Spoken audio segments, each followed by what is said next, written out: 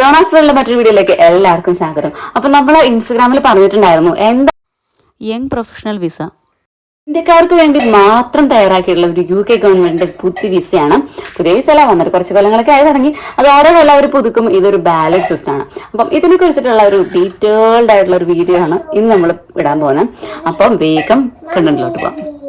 കഴിഞ്ഞ കൊല്ലങ്ങളിലൊക്കെ ആയിട്ട് ഇത് തുടങ്ങിയിട്ടുണ്ടായിരുന്നു.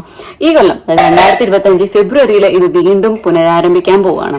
ബാലറ്റ് സിസ്റ്റത്തിലാണ് ഈ ഒരു വിസ കാറ്റഗറി വർക്ക് ചെയ്യുന്നത്. അപ്പൊ നിങ്ങൾക്ക് വളരെ ചുരുങ്ങിയ ചെലവില് UK വരാം. 2 കൊല്ലത്ത് നിങ്ങൾക്ക് 2 കൊല്ലം നിങ്ങൾക്ക് ഇവിടെ പഠിക്കുകയോ അല്ലെങ്കിൽ വർക്ക് ചെയ്യുകയോ എന്ത് വേണമെങ്കിലും ചെയ്യാം. യാതൊരുവിധ റെസ്ട്രിക്ഷൻസും ഇല്ല. UK 2 കൊല്ലം നിൽക്കാം. ഇതിന് നിങ്ങൾ വലിയ എമൗണ്ട് ഒന്നും ചെലവാക്കണ്ട കേട്ടോ. ഇപ്പൊ നമ്മുടെ തന്നെ കുറെ ആൾക്കാർ പറഞ്ഞേക്കൂല്ലേ, അതായത് സ്റ്റുഡന്റ് വിസയ്ക്ക് വരും 10-20 ലക്ഷം രൂപ ചെലവായി, അല്ലെങ്കിൽ വർക്ക് വിസ സ്പോൺസർഷിപ്പ് എടുക്കാൻ വേണ്ടിയിട്ട് 12 ലക്ഷം കൊടുത്തു, അല്ലെങ്കിൽ എത്ര ലക്ഷം രൂപ മേടിച്ചു, ഏജൻസി ഇത്ര മേടിച്ചു, സ്പോൺസർ എത്ര മേടിച്ചു, COS എത്ര മേടിച്ചു എന്നൊക്കെ പറഞ്ഞിട്ട് ഭയങ്കരമായിട്ട് വലിയ ഹ്യൂജ് എമൗണ്ട്സ് ഒക്കെ നമ്മൾ കേൾക്കാറുണ്ടല്ലേ. എന്നാല് ഒരു സ്കീമില് മാക്സിമം നിങ്ങൾക്ക് പോയി കഴിഞ്ഞാൽ ഒരു 2.5-3 ലക്ഷം അതിനുള്ളിൽ നിങ്ങൾക്ക് UK എത്താം. 2 കൊല്ലം നിങ്ങൾക്ക് ഒരു റെസ്ട്രിക്ഷൻ ഇല്ലാണ്ട് UK സ്റ്റേ ചെയ്യാം. അപ്പം ഇതാണ് യൂത്ത് മൊബിലിറ്റി വിസ എന്ന് പറയുന്നത്. ഇത് ഓപ്പൺ ആവുന്നത് 2025 ഫെബ്രുവരി 4 ഈ ഒരു സംഭവം ഓപ്പൺ ആവുകയാണ്. ഓക്കെ, അപ്പം അതിന് മുന്നേ നിങ്ങളൊന്ന് സജ്ജരാക്കാൻ വേണ്ടിയിട്ടാണ് ഞാനിപ്പോൾ ഈ വീഡിയോ ചെയ്യുന്നത്. നമുക്ക് വളരെ ചുരുങ്ങിയ സമയമുള്ളൂ.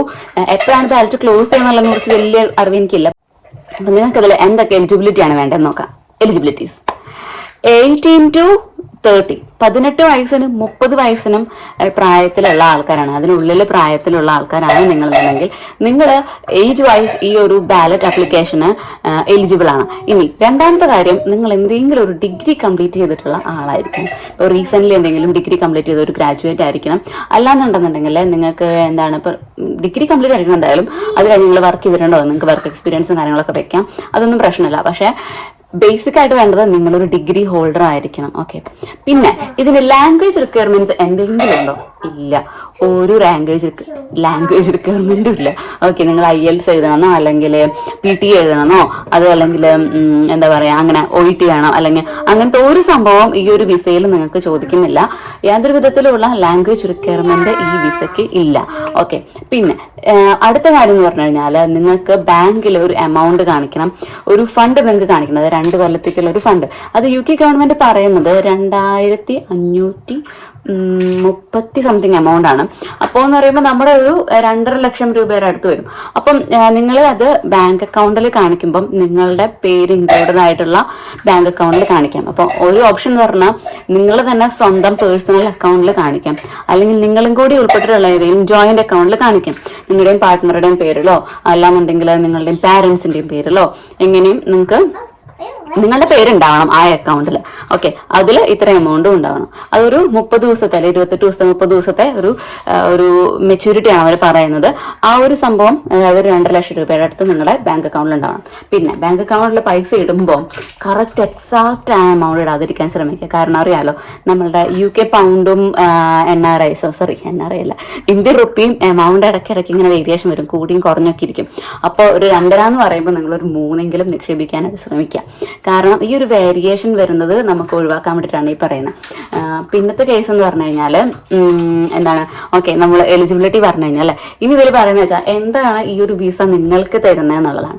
നിങ്ങൾക്ക് മാത്രമേ ഇങ്ങോട്ട് വരാൻ പറ്റുള്ളൂ. അത് നമ്മൾ സ്റ്റുഡന്റ് വിസയിലോ വർക്ക് വിസയിലോ ഒക്കെ വരുമ്പോൾ നമ്മുടെ എന്താ പറയാ ഡിപ്പെൻഡൻസിനെ ഫാമിലിനൊക്കെ കൊണ്ടുവരുന്നത് പോലെ യൂത്ത് മൊബിലിറ്റി വിസയിൽ നിങ്ങൾ വരുമ്പോൾ നിങ്ങൾക്ക് പാരൻസില്ല ഡിപ്പെൻഡൻസിന് ഫാമിലിനെ ഒന്നും കൊണ്ടുവരാൻ പറ്റില്ല.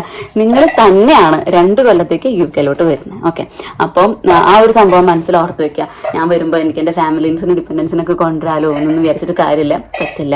നിങ്ങൾക്ക് മാത്രമേ വരാൻ പറ്റുള്ളൂ. ഓക്കെ, ഇതാണ് ഇതിൻ്റെ ഒരു നെഗറ്റീവ് പോയിന്റ് എന്ന് പറയുന്നത്. ഇനി പോസിറ്റീവ് പോയിന്റ് എന്ന് പറഞ്ഞാൽ നിങ്ങൾക്ക് യാതൊരുവിധ റെസ്ട്രിക്ഷൻസും ഇല്ല. നിങ്ങൾക്ക് പഠിക്കണോ പഠിക്കാം, നിങ്ങൾക്ക് ജോലി ചെയ്യണോ ജോലി ചെയ്യാം.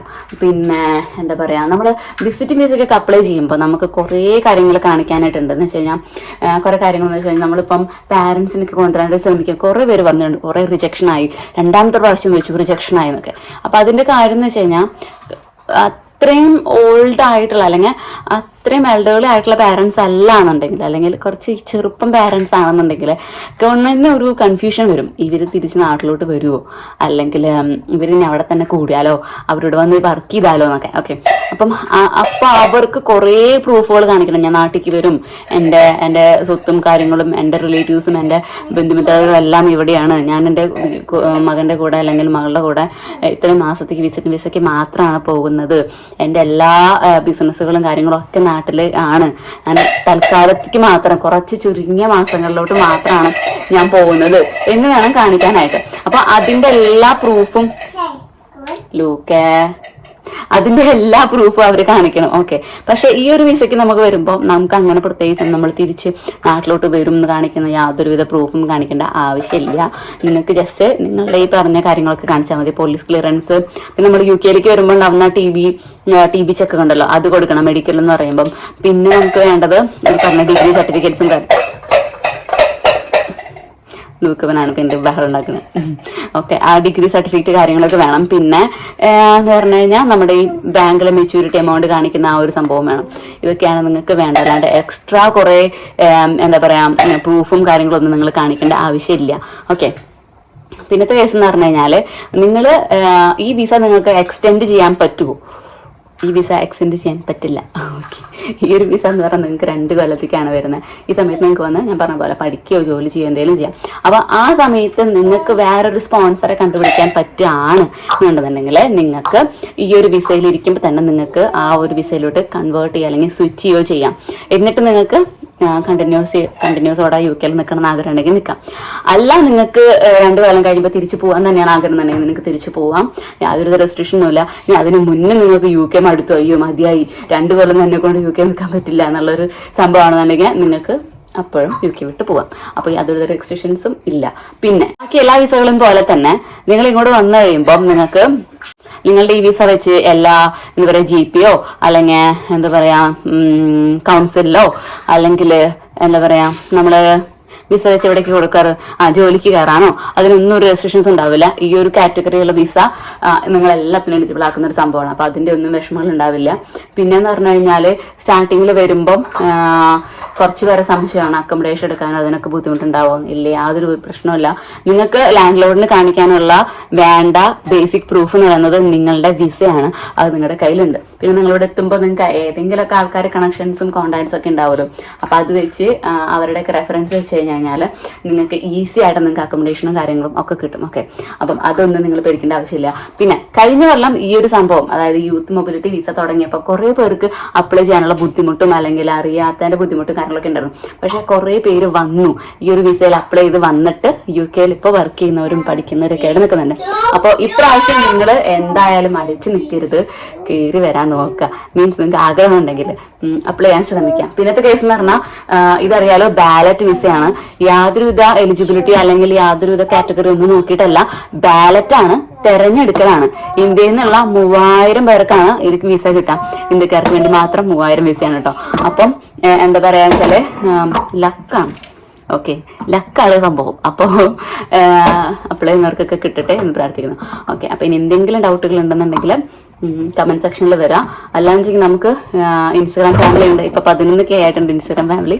അപ്പം നിങ്ങൾക്ക് എന്നെ അവിടെയും ഫോളോ ചെയ്യാം.